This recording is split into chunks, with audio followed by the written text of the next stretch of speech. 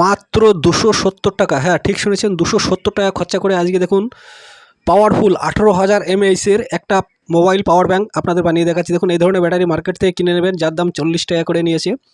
3000 mAh এবং 3.7 ভোল্টের battery, 6টা নিয়েছে 240 টাকা এবং একটা নিয়েছে পাওয়ার মডুলার, যার দাম 30 টাকা।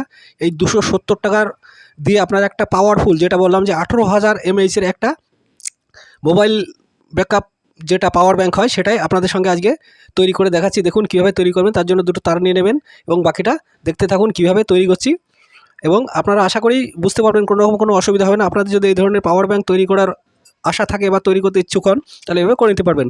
দেখুন প্রত্যেকটা পজিটিভে পজিটিভ কানেক্ট করবেন এবং প্রত্যেকটা ব্যাটারি নেগেটিভে নেগেটিভ কানেক্ট করবেন, এবং দেখুন আউটপুট হবে 3.7 ভোল্ট এবং 18,000 mAh-এর একটা চার্জার আপনারা অনায়াসে বানিয়ে নিতে পারবেন। তা দেখুন এবার কী করছি সেটাই দেখুন। ভালো লাগলে অবশ্যই একটা লাইক করবেন, চ্যানেলটি সাবস্ক্রাইব করে একটু সঙ্গে থাকবেন, সাপোর্ট করবেন।